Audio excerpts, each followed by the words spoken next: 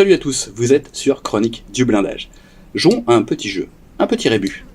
Prenez un vieux bus vintage, une poutre en acier, 3 roulettes, n'importe lesquelles, hein, et foutez-lui 2 hélices. Qu'est-ce qu'on obtient? Le Mi-17. Alors, c'est la version export du Mi-8. Cette maquette nous est proposée par AMK au 1/48e. C'est une nouveauté de début d'année qui nous était complètement passée, voilà, à côté. Enfin, nous, en tout cas, on était passé à côté. Alors, on a décidé de lui faire sa fête à cette nouveauté. Pour nous, une nouveauté. Pour le marché, un petit peu moins. Et de la regarder plus en détail, d'en faire donc une revue de détail. Au passage, je remercie notre partenaire Domino, qui nous a fourni cet échantillon qui était tombé derrière un meuble. Alors, on pourra être surpris du choix d'AMK de sortir le Mi-17 qui est la version export et de ne pas avoir commencé par éditer le Mi-8. Alors c'est peut-être l'actualité avec la guerre en Ukraine qui l'a un petit peu freiné dans ses projets. En tout cas, on va pas bouder notre plaisir, c'est plutôt un chouette hélico que ce Mi-17. Maintenant, on va découvrir le kit et vous allez voir que on va avoir quelques mauvaises surprises.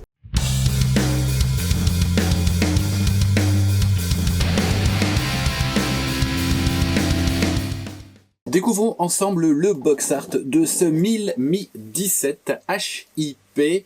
Donc on va pas revenir sur le fait que c'est assez étrange de ne pas avoir commencé par le Mi-8, hein, puisque le Mi-17 c'est la version export.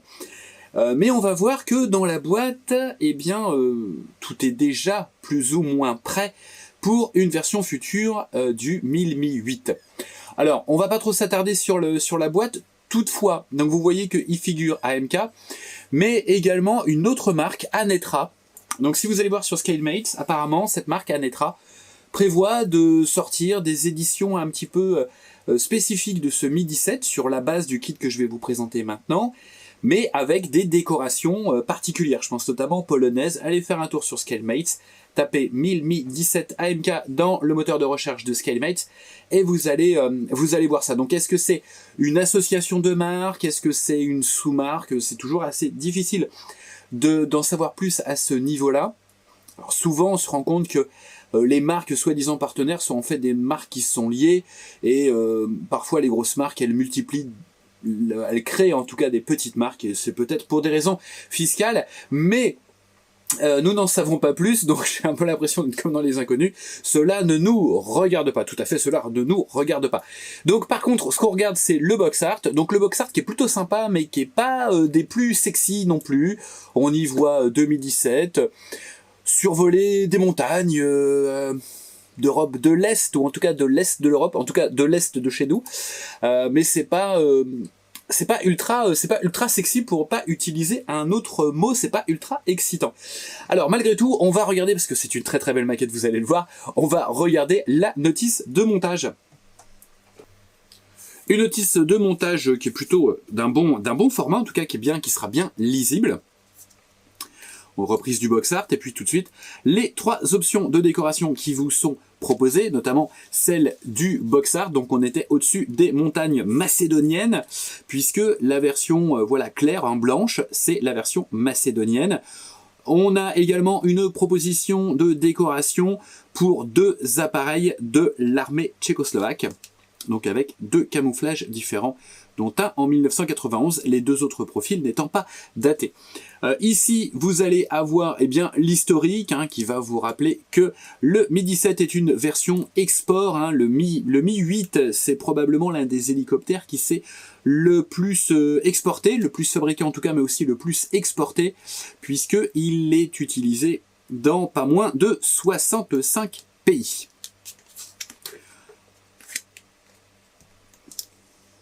Donc là, on a des informations supplémentaires, on a de détailler la disposition, le positionnement des décalques ainsi que des marquages des zones de servitude, qu'on appelle aussi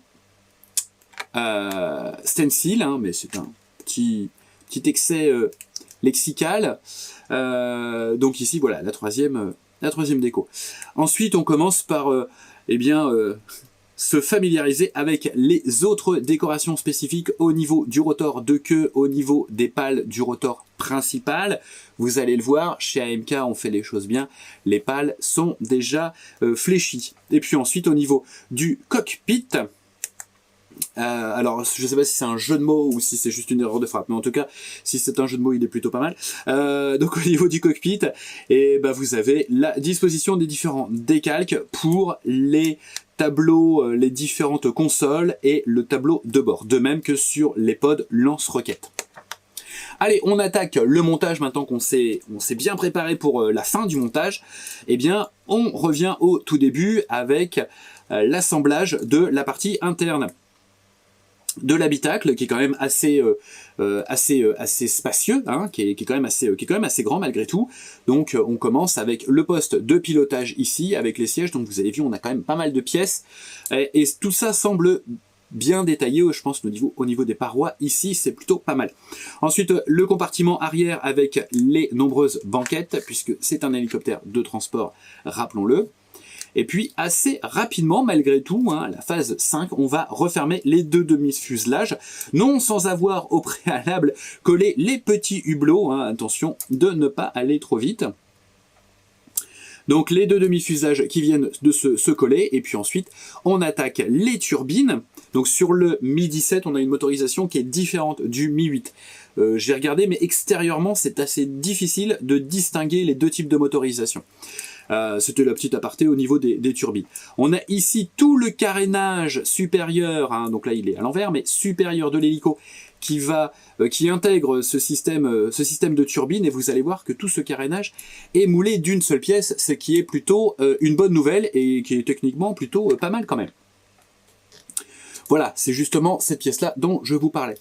On continue ensuite avec les différents assemblages, et je pense notamment aux grosses portes arrière, hein, enfin les grandes portes arrière, bon, elles sont grosses aussi, allez on y va, et puis la partie avant, donc tout ce qui est pare-brise, hein, le nez en fait, qui vient s'ajouter ici, et puis on a une pièce qui vient se positionner sous l'hélicoptère.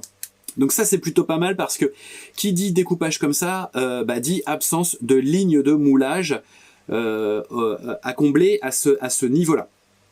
Si tout est bien fait, si tout est bien raccord, il n'y a pas de ligne de moulage, de ligne d'assemblage pardon, à combler sur les bords. Hein, on évite la grosse ligne d'assemblage toujours présente lorsqu'on assemble deux demi-fuselages. On continue ensuite avec le train, les fameuses petites roulettes du train d'atterrissage.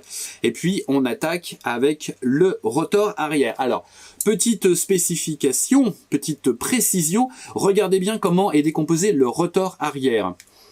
Donc ici, on a le support, hein, du rotor qui vient s'enficher à l'aide d'une pièce de section rectangulaire à l'intérieur de la dérive. Ce qui veut dire, en gros, que si vous retournez la pièce, eh bien vous aurez la configuration Mi-8, puisque c'est aussi ça qui diffère sur le Mi-17, c'est que le rotor de queue est à gauche, enfin l'hélice du rotor de queue est à gauche, alors que sur le Mi-8, c'est à droite. Donc là, petite astuce qui présage quand même que à ce niveau-là, ils auront juste à inverser. Alors, connaissant des fois certaines marques, ils vont peut-être oublier de nous dire que c'est dans l'autre sens. Donc attention, pour une prochaine version Mi-8, à être très très vigilant à ce niveau-là.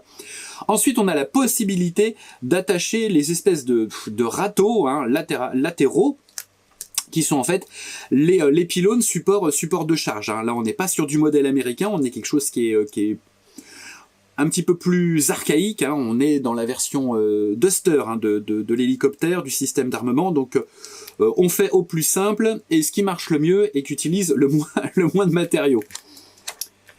Et puis sur ces fameux pylônes support de charge, vous allez pouvoir mettre les lance-roquettes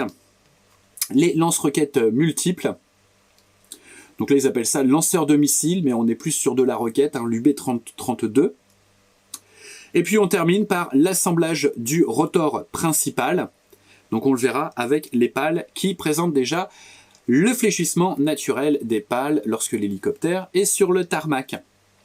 Voilà, on termine avec diverses petites choses à retirer. Donc encore une fois, ça présage hein, pour la version MI8. Donc il faut retirer différents petits panneaux d'accès. Donc ça aurait été peut-être plus intéressant de nous le dire plus tôt, parce que je pense qu'il y en a parmi nous qui vont se prendre la tête à bien combler la ligne d'assemblage et à bien refaire les petits panneaux bien comme il faut, etc. Alors qu'en fait, c'était pas la peine, vous pouviez les dégager dès le départ. Et puis à la fin, donc spécificité chez AMK, hein, parce qu'il y a peu de marques qui font ça, on a la répartition des pièces sur les grappes. Une grappe, deux grappes, trois grappes, 4, 5, 6, 7, 8, 9, 10, allez, 11, et une petite planche de PE, de photodécoupe, pardon, et une feuille de décalque. Allez, on regarde tout de suite les pièces de ce MI17 au 1/48e de chez AMK. On commence par les pièces principales parce qu'il y a des petites choses à dire sur ces pièces principales. Donc vous avez vu déjà, c'est quand même un hélicoptère qui rentre pas dans une vitrine Ikea. Vous savez, les fameuses Detolf qui sont passées de 49 € à 100, je sais pas combien d'euros. Bref, donc là, voilà les plus grosses pièces. Donc les deux demi-fuselages, la partie donc toute la structure de l'intrado, hein, et puis vous avez ici, je vous le disais, l'ensemble de la partie supérieure, de la structure supérieure, qui intègre les turbines, donc en une pièce. Ce qui, sur la notice, était plutôt une bonne nouvelle. Maintenant, on va regarder ça de plus près. Et vous allez voir, il y a des petites choses à dire. Voilà, on regarde ça de plus près. Donc c'est bien moulé, même si je trouve que bah, ça manque un peu de définition. Et alors l'autre chose, je ne sais pas si vous pouvez le voir, voilà. Regardez, sur le plastique n'est pas complètement lisse. Et vous avez des zones où il y a une espèce de légère texture. Ça rappelle un petit peu du moyen short run en fait. Vous voyez, il y a des surfaces qui sont bien lisses. Il y a des détails qui sont plutôt bien restitués. Et il y en a d'autres, c'est un peu moins joli. Et c'est pas la seule pièce, surtout en termes de pièce principale, c'est pas la seule pièce où on va voir ces petits défauts. Regardez ici, là. Regardez, là. Alors, on se demande si... faudrait regarder, c'est vrai que j'ai pas regardé sur un photoscope, mais on se demande si là, ils n'ont pas hésité avec une petite ligne de rivet, et puis finalement non, et puis voilà. Ah, ça laisse un peu perplexe. Regardez, là au-dessus, là, pareil. Vous voyez un peu les traces sur le... Alors, est-ce que c'est un problème? Est-ce que le moule a un peu souffert? Est-ce que... je sais pas. Sur les deux demi-fuselages, pardon, on retrouve un peu ce phénomène de plastique un petit peu granuleux. Alors, vous allez peut-être le voir si j'oriente un peu comme ça en fonction des lumières. Mais il est pas, par endroits, il n'est pas complètement lisse. Ah, une espèce de texture. Là, il y a quand même pas mal de petits défauts. Vous avez vu là les petits coups là. Donc ouais, ça laisse perplexe. Donc il faudra vérifier que ça ne se voit pas au moment où on passe l'après, après avoir passé l'après, de vérifier que bah, ces petits défauts là de surface ne se voient pas. Après, il y a clairement des défauts de définition. Regardez ici, au niveau de la platine qui doit être rivetée, là, on ne sait pas trop combien il y a de rivets. Sachant que de l'autre côté, son équivalent, regardez, lui est bien... On a bien tous les rivets. Donc hop, hop, vous avez vu, c'est... Et on retrouve exactement la même chose sur l'extrémité de la poutre. Voilà.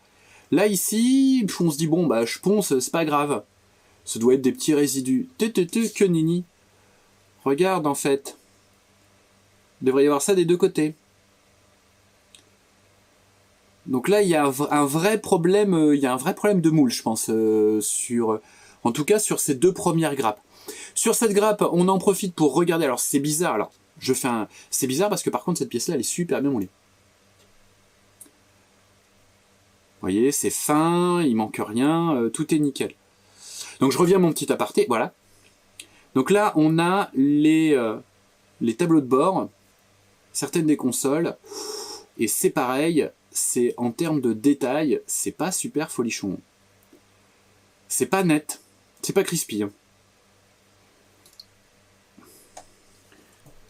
Enfin, je reste encore sur cette pièce parce que je pense que elle est symptomatique de ce modèle. Donc vous l'avez vu, il y a des rivets qui ont disparu, puis surtout il y a des rivets qui ne sont pas là. Et je pense notamment au niveau de la queue, de la poutre, il y a énormément de rivets, normalement. Et là, il y en a 0. Alors, des fois, il y en a, ils savent pas trop eux-mêmes si ce sont des rivets ou pas. Là, ici, on a une ligne que vous devez peut-être apercevoir. Voilà. Là, ils savent pas trop. On est dérivé, on n'est pas dérivé, je sais pas, j'hésite. On peut-être pas sortir tout de suite. Voilà. Et sinon, il y en a, en fait, il y en a tout le long. Hein. Il y en a partout dérivés. Allez voir sur, je crois que c'est sur IPMS Hollande, il y a un photoscope qui est plutôt bien fait, bien précis. Et on voit bien qu'il y a des rivets partout et qu'il manque les rivets partout sur le fuselage, quoi. Ça c'est quand même assez embêtant parce que AMK nous avait habitués à des choses un peu mieux reproduites. Je continue malgré tout cette revue de détail. Alors je vous dis malgré tout parce qu'en fait pour moi là, il y a une énorme déception à la découverte de tous ces petits soucis et je m'attendais vraiment à mieux. Voilà, d'une maquette AMK, je m'étais presque fait une joie de monter cet hélicoptère parce qu'il est pas beau et en même temps je l'aime beaucoup. Et là, ça refroidit vraiment. Alors malgré tout, on continue cette revue de détail. Allez, on ne perd pas espoir. Donc sur cette grappe, on a les parois intérieures du compartiment de transport. On a également toute la partie plancher. On a les turbines. On a la porte arrière. Donc on va se regarder tout ça. Puis on a au niveau de l'habitacle, on a le toit de l'habitacle, le plafond. Pas le toit, le plafond. Donc on regarde ça de plus près, on va se regarder la porte arrière, donc ne vous attendez pas à la découvrir des rivets, etc. Il n'y en a toujours pas. Alors, encore une fois, il y en a, mais ils savent pas si c'est des rivets ou... Ils hésitent aussi, c'est comme leurs petits copains sur le fuselage, là ils savent pas trop. C'est-à-dire, franchement, là vous mettez une couche d'après, on voit plus rien. Donc comme ça c'est sûr, ce sera pas des rivets. Donc vous avez vu, en plus il y a... Là, ici, il faudra combler. Il faudra également combler, regardez un petit peu, hop là, là, et là. Donc plus on avance dans cette revue de détail, et plus j'ai l'impression d'avoir, j'allais dire un truc terrible, mais je le dis quand même, une maquette fonderie miniature. Avec ce plastique granuleux et voilà, et une forme de détail un petit peu empâté, parce que même là, vous voyez le plancher au niveau du poste de pilotage. Moi, pour du 48e à l'heure actuelle, je trouve pas ça super crispy, quoi. C'est pas bien net, hein. Il y a une forme de, je sais pas, quelque chose qui est... C'est un peu empâté. Alors, regardez cette pièce-là, voilà. Elle est quand même méchamment empâtée, quoi. Ça manque cruellement de définition. Alors, celui qui s'en sort mieux, c'est quand même... cette pièce ici, j'allais dire le toit, puisque je n'arrive pas à me souvenir du terme à chaque fois, il y a des trous comme ça pendant les revues de détail. Donc là, on s'en sort pas trop mal. Le plafond, voilà. J'ai le mot. Donc là, le plafond, c'est pas mal. La paroi ici, qui sépare le poste de pilotage du compartiment de transport, bah, il y a de l'idée. Il y a l'idée. Il y a l'idée, mais c'est vachement empâté. Regardez là au niveau des câbles, c'est pareil. On ne sait pas si entre les deux gros câbles il y a un câble, s'il y a un jour, si on ne sait pas, on hésite.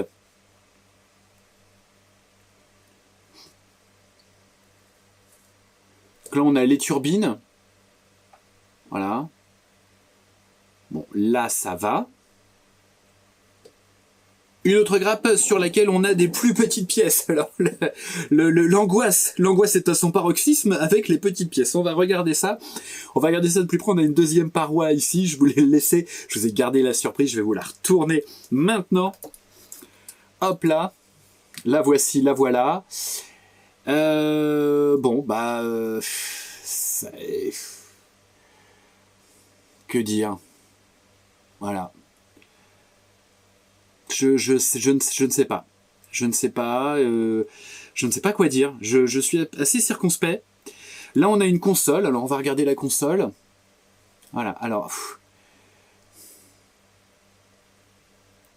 à mon avis, ça, une fois peint, on se rend compte qu'il n'y a rien qui est d'équerre. C'est... Alors, peut-être qu'avec la planche de décalque par-dessus, ça peut rattraper un peu le coup. On a d'autres consoles ici. Bon, là, avec les décalques, ça va passer. On a la partie supérieure du rotor. Là, pour le coup, c'est pas trop mal. C'est même bien. Allez, non, on va pas être cruel non plus. C'est bien. C'est pas mal du tout. On a les jambes de train ici. Hop là. Jambes de train, ça va. Et puis, globalement, les petites pièces, elles sont pas si empâtées que ça. Ça manque de finesse. Hein. Là, vous voyez, hop là, voilà, ici... c'est quand même... Il y a une définition très hésitante. Hein. Sur cette autre grappe, on va trouver des éléments... Alors, on va trouver, voilà, ici, un siège. Son armature là. On a un des manches à balai. Voilà. J'en vois déjà qui sortent leur punch and die. Pour refaire tous les petits boutons. Hein. Vous avez qu'à aussi sortir le mastic bicomposant pour refaire le soufflet, là, pendant que vous y êtes, hein, si vous êtes à fouiller pour du matériel. On a les pneus des roues. Hop, pardon, voilà, ce sera mieux comme ça. Ouais, regardez un peu la... Toc, toc, vous voyez les petits stries, là, sur le plastique. Puis le plastique trop brillant, moi je me méfie. Quand ça brille trop, je me méfie. Il y a un truc. On a les pneus pour le train avant, le train principal. Bon, ça va. Au niveau de la jante, bah... Alors là, j'ai pas regardé sur le photoscope. Mais je sais pas s'il y a juste une fois... un rivet, un boulon à chaque fois, ou est-ce que là au-dessus, vous voyez, il en faut deux, côte à côte, je sais pas. Ou est-ce que c'est un résidu de plastique? C'est de plus en plus compliqué, cette revue de détail. Sur cette petite grappe qui est déclinée en 2 exemplaires, on va avoir les banquettes. Et puis on va avoir les arceaux hein, pour les banquettes, les structures. Donc tubulaire, toute simple. C'est empâté. Hein. C'est empâté, puis il y a des flashs par moment. Il y a des... Faudra ébarber. Hein. Ensuite, on a les lance-roquettes, vous voyez, qui sont mis comme ça. Donc hop, vous retirez un étage et vous l'avez. Hein. C'est question de rangement. Donc technologie moule à tiroir, on va regarder ça de plus près. C'est issu de la technologie moule à tiroir et c'est comme le reste. Hein. Moi, j'ai l'impression que ça manque un peu de relief, ça manque de définition. Puis ce plastique brillant là ne me présage rien de bon. Alors bien sûr, on a des lignes de moulage, hein, ça c'est normal. Ici, on a les pales du rotor principal, donc qui sont voilà, mises les unes sur les autres. Et donc vous voyez, on a une belle courbure. Là, on a vraiment une très très belle courbure, peut-être un peu forte. On va regarder les détails. C'est comme le dessus du rotor, c'est pas trop mal. Franchement, c'est pas trop mal. Regardez. Ça va.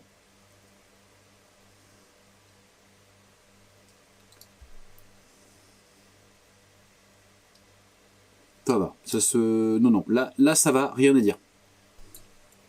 Enfin, la grappe de plastique translucide, donc avec les différents hublots, le pare-brise avant donc, qui est moulé d'une pièce. On va regarder ça de plus près bien sûr. Voilà, qui est moulé d'une pièce. Alors, c'est un peu épais. Hein. C'est un peu épais. Et encore une fois, les détails n'étant pas super nets au niveau des montants, j'essaye de vous orienter ça pour que vous puissiez voir. Mais au niveau du masquage, si vous voulez faire votre masquage vous-même, vous allez avoir énormément de mal à vous caler correctement contre le montant. Parce qu'en fait, c'est pas bien net. Il y a une espèce de petite zone entre le montant et la vitre. Et en plus, bah, au niveau transparence, je sais pas si... Ouais, si, vous allez le voir. Regardez. Alors, je vais mettre quelque chose derrière, parce que faut vraiment le voir. Voilà, je vais mettre quelque chose de bleu derrière. Voilà. En évitant une partie trop dégueu. Regardez là. Bah, c'est pas... hein, c'est épais. Ça se voit du coup que c'est épais. Et c'est pas super translucide. Et les autres pièces transparentes sont dans le même esprit. Hein. Vous voyez ici, pour les portières, c'est un petit peu épais. On a une petite planche de photodécoupe, hein, puisque qui dit kit de prestige aussi luxueux et magnifiquement moulé, eh bien il lui fallait une planche de photodécoupe. Je suis très très cruel, mais c'est à la hauteur de ma déception. Sur cette planche de photodécoupe, on a en fait les petites trappes qu'on nous avait demandé de retirer, souvenez-vous. Allez, rappelez-vous. C'était sur la notice de montage. Voilà, on nous avait demandé de retirer... Donc après assemblage, après avoir mastiqué, parce que c'est la toute dernière étape, donc voilà. Et bien en fait, on vous demande de retirer tous ces petits éléments en relief, hein, les petites trappes, la petite grille, les différents éléments, on a ça aussi qu'il faut retirer, pour les remplacer par de la photodécoupe. Voilà, donc eux-mêmes se sont peut-être aperçus que c'était peut-être un petit peu chaud en fait leur affaire, et ils ont rajouté de la photodécoupe. Donc on aura la petite grille en photodécoupe. On jette un petit coup d'œil à cette fameuse photodécoupe. Voilà, qui est ici, qui brille forcément. Hop là. Voilà, donc on a toutes ces petites trappes qui vont être à rajouter. Bon. Ok. Pourquoi pas. En tout cas, sur ces éléments-là, on gagnera de la finesse et de la netteté au niveau notamment de l'arête de chaque trappe. On a une grande feuille de décalcomanie avec les différents marquages stencil, hein, marquages de zone de servitude. Ça a l'air pas mal. Et puis, on va dire que... Alors il y a quand même des films qui s'étendent vachement autour des motifs. Donc j'espère que les décalques se poseront bien. En tout cas, vous n'aurez pas de problème à leur faire épouser des rivets. Parce qu'il n'y en a pas. Voilà. Et il me semble que le logo... Alors peut-être que le logo AMK est également un décalque. Auquel cas, tu pourras te la péter et le mettre sur le côté, sur le réservoir de ta 103.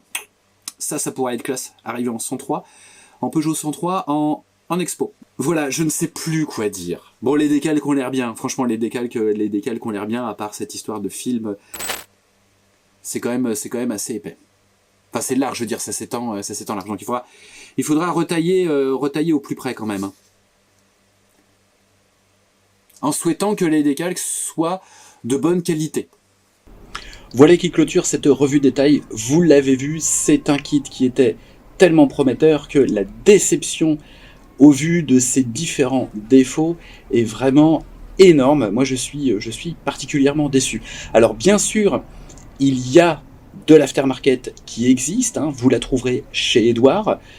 En attendant peut-être que Edouard nous sorte des planches de rivets 3D pour essayer de donner un petit peu plus de vie à ces surfaces qui sont quand même assez tristounes et dépourvues de rivets. C'est vraiment ce qui manque. La qualité de moulage n'est pas toujours au rendez-vous, vous l'avez vu. On est très très loin du F14 que nous avait proposé AMK et qui promettait à la marque une belle histoire. Là vraiment, on redescend de plusieurs niveaux dans la qualité du kit. On est quasiment sur certaines grappes en présence d'un kit short run. Ce qui n'est pas du tout, je pense, ce qu'on est en droit d'attendre d'une marque comme AMK. Voilà, sur ce, il faisait très chaud dans mon atelier, j'ai donc décidé de faire l'intro et la fin dans mon jardin. Hein. Il fait très très chaud, donc là, je vais vous laisser, je vais vous dire à bientôt sur Chronique du Blindage. Faites attention à vous, faites attention aux autres, et bonne maquette!